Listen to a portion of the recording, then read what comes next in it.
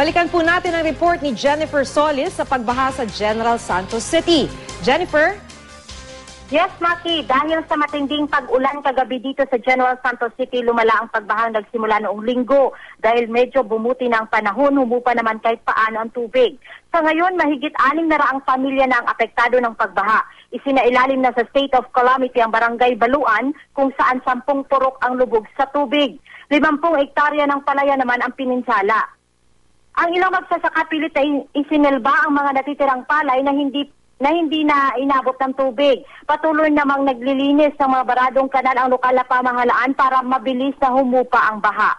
May ilang pamilyang dinala sa evacuation center dahil nalubog sa tubig ang kanilang mga bahay, pero sa ngayon nakauwi na sila. Kay ang palay basa, tapos kadua magturok na siya, tapos kagamot so muna siyang hinungdan nga medyo gamay ang kita. Yan muna ang latest mula dito sa General Santos City. Jennifer Solis, Nagbabalita, Pilipinas.